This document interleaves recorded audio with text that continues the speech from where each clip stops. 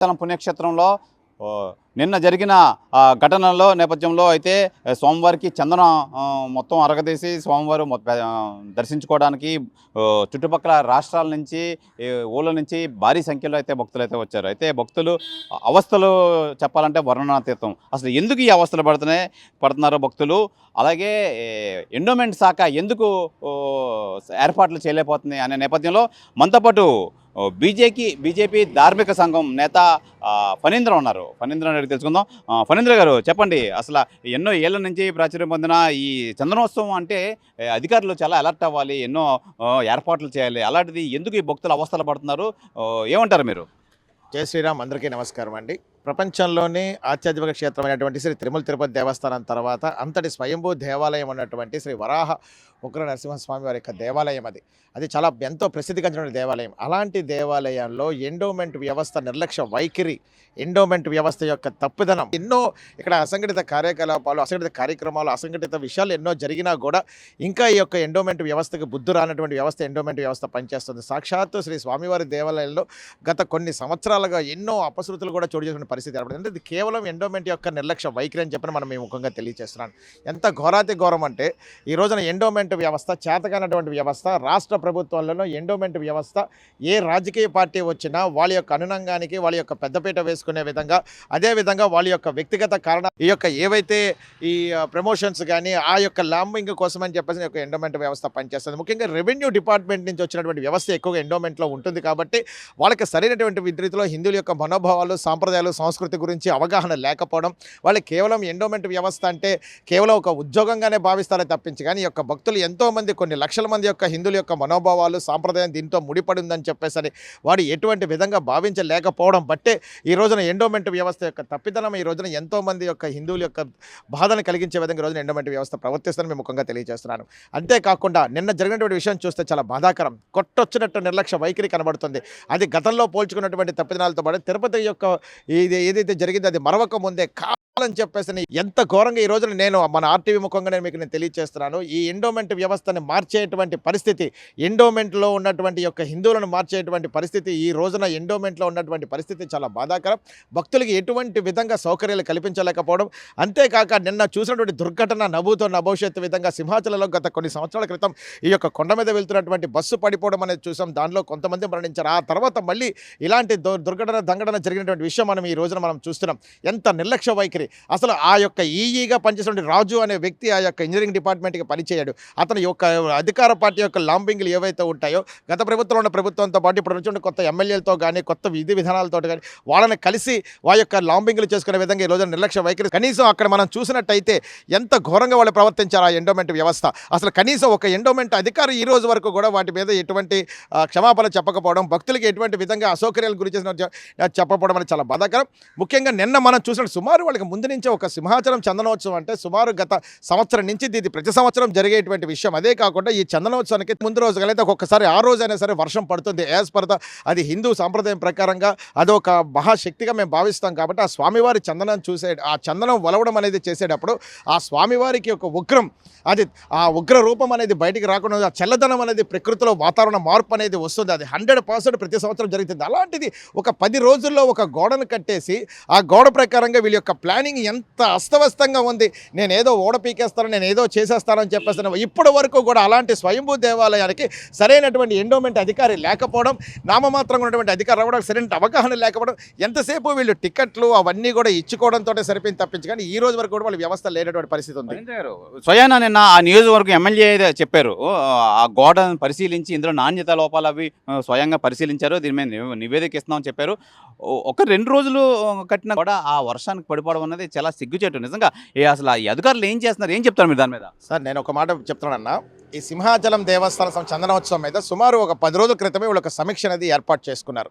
దాంట్లో ప్రతిదీ కూడా వీళ్ళు చర్చించుకోవడం అనేది జరిగింది. అంటే ఒక ఈవోకి తెలియదు అంటారా, ఒక ఎమ్మెల్యేకి తెలియదు అంటారా, ఈ తాత్కాలికంగా ఏంటేంటి కట్టాము, ఆ యొక్క టికెట్లు ఏ విధంగా అమ్ముతున్నామో ప్రతిదీ వాళ్ళకి తెలుసన్న. ఈ రోజున ఎమ్మెల్యే వచ్చి దాన్ని ఏదో చేసేస్తాం ఏంటి చేస్తారు, మహా అయితే సస్పెండ్ చేస్తారు, లేదంటే మెమో ఇస్తారు, లేదంటే వేరే ఒక దేవాలయాలు కొన్ని రోజుల తర్వాత వాళ్ళు సస్పెండ్ చేస్తారు. అది మాకు ఇష్టం లేదు. గతంలో ఏదైతే ఒక సినిమా హీరో తన తప్పిదనం ప్రత్యక్షంగా లేకపోయినా కూడా ఉంది అని చెప్పేసి అని ఆయన ఎలాగైతే జైలుకి పంపించి రిమాండ్కి పంపించి ఎలాగైతే శిక్ష వేశారో, ఇంతమంది చావుకు కారణమైనటువంటి ఎండోమెంట్ కమిషనరు, ఎండోమెంట్ సంబంధించినటువంటి ఈ engineering department, endowment EO, RJC, తాత్కాలిక గతంలో పనిచేసే 3 నెలలు ఉన్న త్రినాథరావు దగ్గర నుంచి ప్రతి ఒక్కళ్ళ మీద వీళ్ళు A1, A2, A3, A4 ముద్దాలుగా చేర్చి వాళ్ళని రిమైండ్కి పంపిస్తే నెక్స్ట్ కమింగ్ దాంట్లో ఎండోమెంట్ వ్యవస్థ సరైన రీతిలో పనిచేస్తుంది. ఇది ఎవరండి ఎమ్మెల్యేలే సగం మంది టికెట్లు పట్టుకెళ్ళారండి. నేను ఎన్డీఏ కూటమి, నేను బీజేపీ, నేను ఒక విధంగా నేను చెప్తున్నా. ఆ ఎమ్మెల్యేలతో లెటర్ హెడ్ల మీద ఎంతమంది ఈ యొక్క 1500 టికెట్లు చూపించారు చెప్పండి. ఎంతమంది 1000 రూపాయల టికెట్లు ఎంతమందికి అమ్మారో చెప్పమనండి. ఆ 300 రూపాయల టికెట్లు ఎంతమందికి అమ్మారో చెప్పమనండి. అది నిజంగా ఒక ఎన్డీఏ కూటమి ఎమ్మెల్యేలకి నిజంగా సరైనటువంటి విధానాల్లో ఒక సమీక్ష చేసేటప్పుడు, ఒక విధి విధానాలు చేసినప్పుడు దానిలో ఉన్నటువంటి పురోగతి సరైనటువంటి రీతిలో వాళ్ళు అబ్జర్వ్ చేయాలా. ఏదో వచ్చామా, మీటింగ్లు పెట్టుకున్నామా, వెళ్ళిపోయామా అనేది కాకుండా ఈ రోజున ఇంతమంది ప్రత్యక్షంగా చావులకు కారణమైన ప్రతి ఒక్కరు కూడా, అందులో ఎమ్మెల్యేలు కానీ ప్రతి ఒక్కరు కూడా దీనికి బాధ్యులే. ఇది ధర్మమే, ధర్మం రక్షిత అన్నారు. అది తప్పు నువ్వు చేసినా, నేను చేసినా, ఎవరు చేసినా, మన ఇంట్లో చేస్తే తప్పే. అది ఎన్డీఏ కూటమి తప్పు చేశారా, లేకపోతే ప్రభుత్వం తప్పు చేసిందా? ఎండోమెంట్ వ్యవస్థ తప్పిదనానికి ప్రభుత్వం బాధ్యత వహించాలో, వాళ్ళని ప్రక్షాళన చేయాలో, వాళ్ళని రిమాండ్కి పంపించాలో.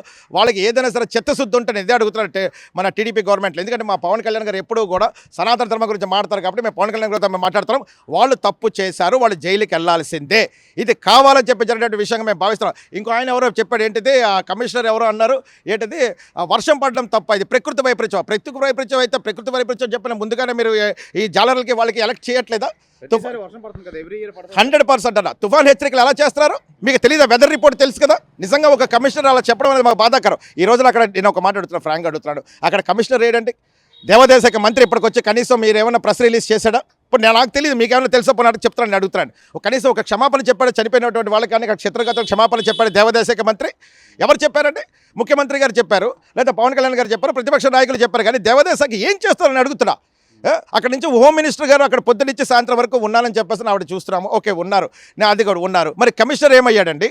కమిషనర్ ఎక్కడున్నాడు సార్? మంత్రి ఎక్కడున్నాడు సార్? మంత్రి హుటాహుటిని రాలేడు ఆ మాత్రం. ఫణి గారు, ప్రమాదం ఈ గోడ పక్కన పెడితే, ఆ టికెట్లు చందనోత్సవం పక్కన పెడితే, ఒక చందనోత్సవానికి లక్షల్లో భక్తులు ఎవ్రీ ఇయర్ వస్తుంటూ ఉంటారు. ప్రతి సంవత్సరం ఇతర రాష్ట్రాల నుంచి భారీ సంఖ్యలో అయితే వస్తుంటూ ఉంటారు. అయితే ఈ నేపథ్యంలో ఒక ట్రాన్స్పోర్ట్లో మరి ముఖ్యంగా ఫెయిల్ అయ్యారు. నిజంగా ఆ ట్రాన్స్పోర్టేషన్ లేక మెట్ల మార్గాన్ని వెళ్ళి మెట్ల మార్గాన్ని వచ్చే పరిస్థితి అయితే భక్తులు ఏర్పడింది. ఏం చెప్తారు, మీరు ఏమంటారు? సార్ నేను ఒక మాట చెప్తానండి.